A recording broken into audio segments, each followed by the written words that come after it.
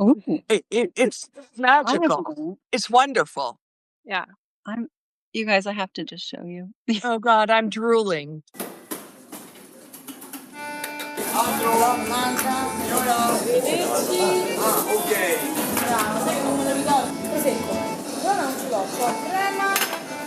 I'm Wendy Holloway, and you're listening to the Flavor of Italy podcast, sharing the very best of Italian food and wine, lifestyle, and people. Hello, everyone. Here we are talking about a very Italian holiday, sweet traditions from north to south. And we are three representatives who clearly represent these areas of Italy. And each area, I mean, each little town, let's put it that way, has amazing foods. But let's start, we'll start with Lolly because she lives up north. And then we're going to just move geographically down right to Tuscany, and everyone knows and loves Tuscany and Tuscan food. And then we'll go down to Rome, and I have a little Roman treat, actually a little treat from my hometown here, and then another Southern thing. I'm going to pass this right off to Lolly and tell us about what's literally what's cooking for Christmas desserts up in the north. Okay. Hi, everybody.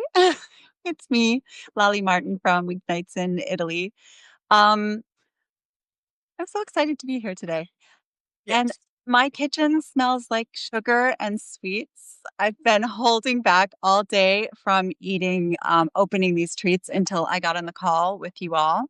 So as we're covering from north to south, I'm covering the north. I'm in Lake Como, right near Milan, and also near Piemonte and Verona, where some of the most iconic sweets of Christmas come from.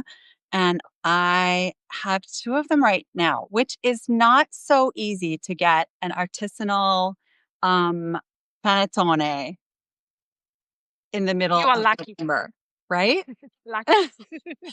So, but in Milan, the home of panettone, there is actually this amazing pasticceria that makes panettone all year round. So I was able to order one of their classic ones, and Oh, you'll have to share that link because I will. I would like to have them year round. All right. Oh, yeah. So, it takes 3 days because, as you know, or maybe you don't know, but it takes about 2 days to make a panettone. Um, and the process is just mesmerizing. I would highly recommend that you watch it. So, the legend goes that the first panettone was made in the late 1400s by a chef in the court of Ludovico de Moro, if I got that right. Anyway, hypothetically, or so the legend goes, his name was Tony, this cook. And he burnt the Christmas dessert. And so, in an attempt to make a replacement, he gathered whatever was in the kitchen and he came up with this spectacular canned divine dessert, which it really does take a couple days to make. There's multiple risings. And in the final step, which is just incredible to watch, I've never done it myself. They actually take the panettone out of the oven, put skewers in the bottom, flip it, and let it rest overnight. So it has this incredible, the fluffy, air-filled, spongy texture. So for anyone who hasn't tried it, it does have candied fruit in it. And I can tell you that if you don't like panettone, which is, this buttery, fluffy cake with egg yolks and candied orange, lemon, and citron, and you don't like it, it's probably because you haven't had a good one. I will never forget the first time I had one from this incredible pasticceria called Peck in Milano near the Duomo. And it was like night and day. Like every panettone I had had before was not panettone to me anymore. So this is my first time trying this particular pasticceria, though, which is called Pave. Oh, wow. And I love it. I love it there. Yes. have One you of my tried it? favorites. Yes. Oh my So I gosh. came to Milan to try that. So yeah. Wait, have you seen Yeah. these, Julia? So Yeah. have you seen these little cute? Okay, Yes, so I love I had to get one. So they sell, this is the classic flavor, but then they sell these, they're portions of two. This is a panettone in a jar. Oh, And the wow. flavor That I've not is, seen. I know, it's apricot, lemon, and fave di tonka, which is this tonka bean. the tonka bean. Yeah. Exactly. Anyway, Tonka with spice.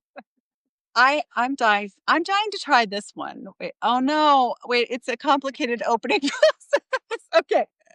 All right, we're not going to taste this one right now. But okay, so that's the story of the panettone, and I will include the links to Well, Lolly, Panettone. one great, even if you think you don't like panettone, and even after you try an amazing one, you still think you don't. One great use, and I'm sure you guys have done this before, is to make it into panettone French toast. And Ooh, it's I have magical. one. It's wonderful. Yeah. You guys, I have to just show you. Oh, God, I'm drooling. I'm drooling looking at that. Yes. It smells like, well, there's honey in it. It smells like honey and sugar and butter and That's not fair. No. mm, okay. It's so good. But it's so the fruit is so soft and sweet. Okay. So mm, oh my gosh. And the outside is like a little bit more sugary. Okay. That's amazing. But okay. I'm not sure. We have 63 people in the call, and I'm not sure who has seen how a Pandoro is prepared, which is the other iconic Italian dessert from the north. It's from Verona. Now, they actually know when this exact form of Pandoro was created because the guy who created the 8-starred pan um, and the Pandoro cake inside patented it like the next day. You realize how Smart person. smart guy, right? Yeah. So this is a box. I couldn't order this in advance. Maybe you guys know of a place where you can order a Pandoro in advance, but this is from Verona. It's from Baldi, and I got it from the grocery store. But it is supposed to be very good because I saw that Cucina Italiana did a taste test and it's got like a 8 out of 10 or something. So Yeah, we're getting into the season where the shelves are filled with every variety they of are, but panettone. if you want, again, like if you want one that's made from a pasticceria, like you're just starting to see them on the shelves. Okay, so Yeah. open this box, and I'm sure there's a better way to open the box, but all right, aspetta. Okay, so you can see the shape. Just makes me so happy. It smells so good. So this is less complicated of a recipe in terms of ingredients, but only in terms of ingredients because the time is the same. It's 3 risings. It takes about 32 hours. So it's a lot like it's maybe not incredibly difficult, but it requires a lot of concentration and patience, I would say. Yeah, just like panettone isn't difficult per se, but there's so many steps and it takes so long. There you go, the powdered sugar. Okay, so for anyone who hasn't done this is like I think this is just like something to put on your bucket list for It's a life. ritual. Yeah. I really do. It's so special. So inside my little purple box was this packet of vanilla scented powdered sugar. And you take the bag and you don't take your Pandora out of the bag. Okay. You're gonna leave it in the bag. And then you're gonna take your powdered sugar and you're gonna shake it down. Okay. And then I gotta get it all in. All right. Are you ready to dance with us? Because it's the Christmas dance of every family. Oh my God. Do you dance? Tell Staking? me. The staking? Have- It's Okay, here. And then, sugar. Julia, Wendy, tell me if you do anything different, but this is how I was taught to Yeah. do it. So then you take the powdered sugar, Yeah, exactly. you pour it on the top, if everybody can see. Okay. And then you twist the top of the bag really tight, and then you dance. And then, Yeah. and then it goes all over the cake. Can you see it? Yeah. Let's take it out and see the final result. Drum roll. It smells like, honestly, it smells like heaven. The name Pandoro means, golden bread because of all the egg yolks and butter, but it And smells it's much more cakey than the panettone, which is more sweet bread-ish. Yeah. Yeah, it is. And I guess I'll cut you a piece and then I'll send it virtually to everybody through the study. It is surreal to be doing this at the end of November though, but my son's going to be so happy when he comes home from tennis practice and finds that I've already got a Pandoro ready for him so that you can see the color. Yeah. It's fantastic. And the smell is just all vanilla and sugar and Butter. clouds. Like, So one year, my cognata, my sister-in-law, she did all that, and then so you've got it like this. Then she cut it in about this thick of slices this way, yes. about 4 of them, and then she stacked them alternating, and she put a candle on each of the places where there was kind of a landing. You've done that, Julia? With Yeah. cream. Usually with cream in between, whipped cream. She with she didn't, but yeah. Okay, so that's like not a unique thing. That's sort of typical. But I thought it was lovely, and you light these candles. It's like magic. Mascarpone cream, Giovanna saying. And that's actually what my family did. It's like a coffee flavored cream with mascarpone. And it's just the loveliest combination. Yeah, And it is. And while we I love meat. jealously watch you eat that, Julia will share custom treats. So Can't wait. these are actually not even from Tuscany, but from Siena and from the surrounding area. So this is Christmas at home for me. This is Panforte. So it's fruit cake with almonds, candied orange peel, candied citron peel, a lot of spices, honey, and sometimes you can add some of the hazelnuts. Then we have ricciarelli. So these are almond cookies. Love And then them. we have cavallucci. And I want to start talking about cavallucci because these are actually really my favorite. So these are ugly. Okay. We all agree that these are ugly. These are not the typical beautiful iced Christmas cookie.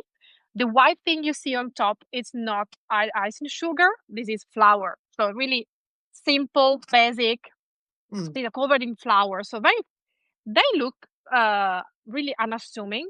But as for every sweet treat from Siena, they have a medieval origin. So cavallucci is one of the most typical. They are typical of Siena, of the surrounding towns. I remember my grandfather used to send me these cookies in a paper bag for Christmas through my mom. And so I really love them. The smell, they are spiced. They have a very chewy texture. Did it because they're made with baking ammonia. So the baking ammonia, not baking powder, baking ammonia gives them this chewy, airy texture, which is very unique. And then you have a lot of candied orange peel, candied citron peel, the anise seeds, and some more spices, and then walnuts. So these are vegan because you don't have honey here. So it's a cookie which is rich in spices, rich in the flavor, and vegan, like naturally vegan. These are from the medieval time. They were known as berricuacoli in the 16th century in Siena, and they were made.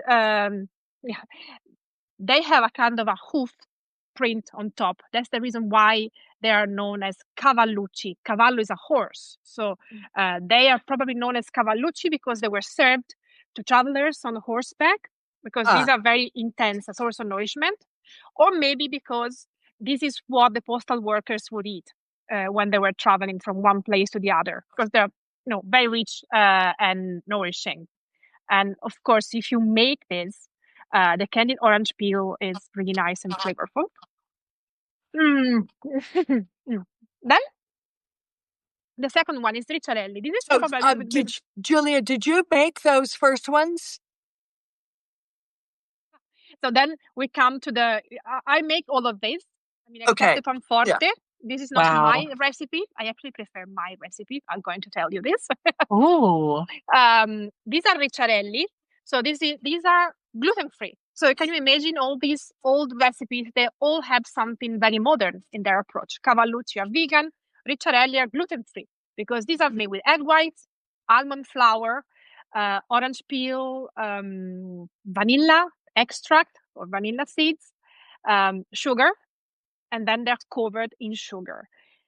They date back to the 15th century. So again, we go back, centuries back in the history of Siena. And this is when Siena was famous all over Europe for their sweet treats, because it was at the center of the sugar boom. And also it was famous for marzipan made with almond flour. So that's why they were so important.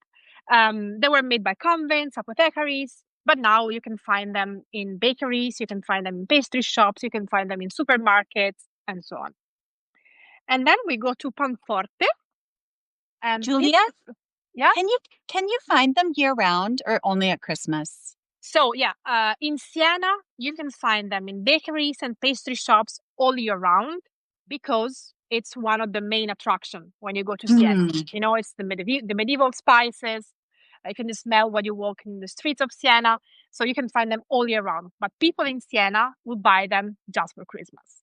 Okay. So this is not something real Sienese people would do, to buy ricciarelli no-gos. They buy them from their favorite pastry shop or bakery around Christmas time. Okay. And this is Panforte. So this is made by Forno il Magnifico, my favorite bakery in Siena. It's actually probably my favorite Panforte from all the producers of Siena. It looks beautiful. It looks gorgeous. Because it's thick. I really love when you can get a very thick Panforte. Yes, exactly. Usually That's the one you buy, the one you buy in supermarkets is thin. This is very thick, full of spices and everything. And Panforte, again, is a medieval treat. So they all go back, centuries. The origin of Panforte was the pane melatas, so a kind of bread made with honey. And then it would kind of become sour, as the days were passing. And so that's how panis fortis, so sour bread. There are so many legends and stories related to Panforte. It was made by speziali, so apothecaries in Siena. But what I really love is that there's a parchment from the 18th century, and they say that to make Panforte, you need 17 noble ingredients, just like 17 are the contradas. Were the contradas? Oh, yeah. Of course. So everything is connected to the history of Siena, the contrade, the palio, the medieval traditions, and everything. It's so beautiful.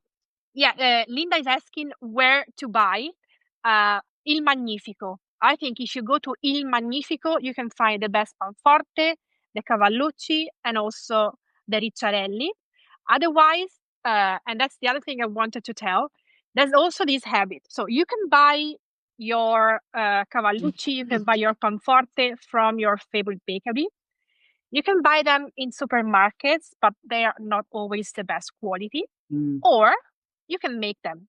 And when you want to make them and you live in one of these little towns around Siena, you go to a drogheria, so one of those shops that sell everything, candies, spices, chocolate, and everything, and you ask for a dose of Panforte. So a dose of Panforte, a dose of Ricciarelli, a dose of Cavallucci, and they give you the recipe, and all the ingredients, the dry ingredients that you need to make them. This means if you need to add eggs, you just add the eggs. If you need to add honey, you add the honey. Otherwise, they give you the exact amount of flour, almonds, spices that you need so that you can make them at home. So that's wonderful. I'm definitely going to check out your Panforte recipe. And I love the idea of it being a thicker thing. Nice. So I Wendy, guess are you going to take us to the south? we're going to move south here. And I don't know if you saw, but there was just a Pandoro thief that reached in and took its place. No, I didn't. Yeah. So I made, and I'm going to put this in my newsletter. I did all because Rome and South is big. And really everything in between Rome and where you guys are. And there are so many varieties of these things that we've talked about already, especially things like Panforte. But I think every town has its own special Christmas treat. Now, I live in Riano, which is a very small town north of Rome. So from my property, I can see St. Peter's Dome, but I'm in the country. But then my town is tiny. And amazingly, they have their own dialect, but they also have their own laziale. Lazio is the region where Rome is located. Their own pangiallo, which means yellow bread. And it's not, I made some today for our show and tell. They're still on the cookie sheet. You can see. But if you look, it's similar. Lots of these Christmas things. Very similar. So I have in here all the usual suspects: walnuts, hazelnuts, almonds, pine nuts, really anything you want. And I should say, with Julia's recipe and my recipe there's a lot of chocolate in here too. Chopped chocolate and then cocoa powder. Is there fruit? Any candied fruit in that? There's candy fruit. There are uva passa, raisins. And since you guys have been eating, I have to as well. Yummy. My husband loves this. Italians love these things. But you can see in there all these nuts.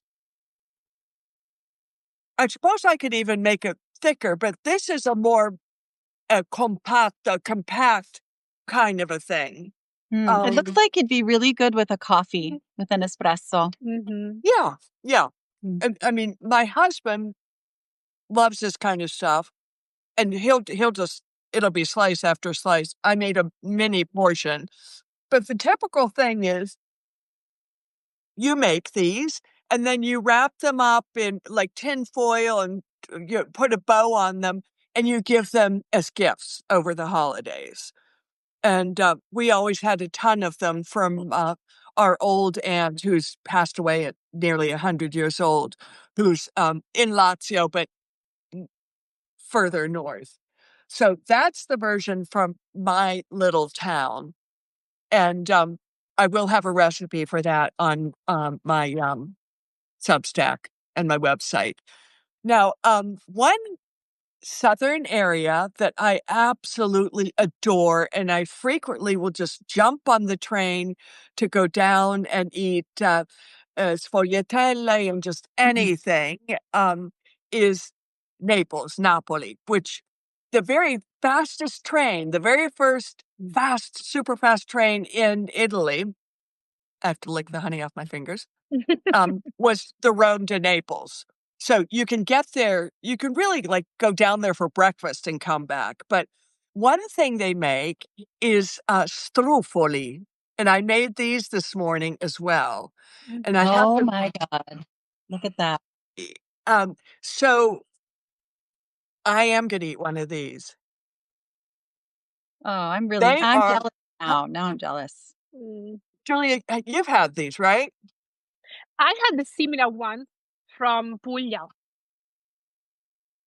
I think Lolly, maybe you have them as well.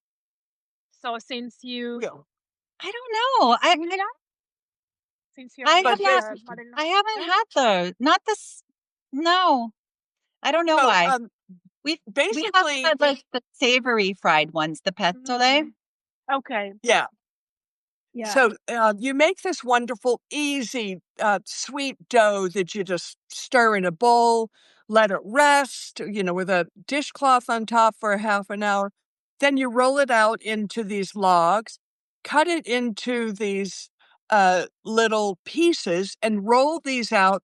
They're about the size of a marble, more or Mhm. less. Okay. And then you fry them. And they are, when you eat them just like that, it's like a teeny tiny donut. It's a little donut. Looks so And good. then they spend quite a while in some wonderful honey. Oh, You there's a can make honey flavor. a wreath, or the typical thing is to stack them up like this, Mhm. and then you put the little sprinkles on them. My daughter and grandchildren live in our house too, downstairs. Good. And They can help you.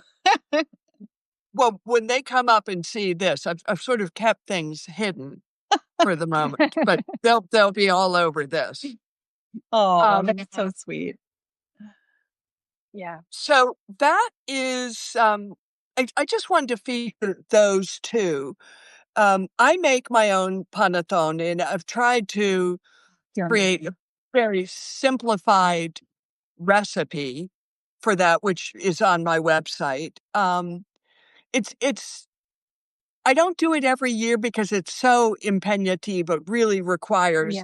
a lot of time and effort. amazing. But I just get so much joy in, as you said, Lolly, you stick those You're little and turn it upside down. And there's just something so joyous about them. And I've made them also in like the big pelati, the cans from tomato sauce, to make okay. mini ones. Oh, nice. So, yeah. It's just, I would say that's probably the best known worldwide for Italian Christmas treats is the panettone, and Mhm. it's just Yeah, I think so. wonderful. Yeah. Yeah. But I do love these little things too. You've been listening to the Flavor of Italy podcast.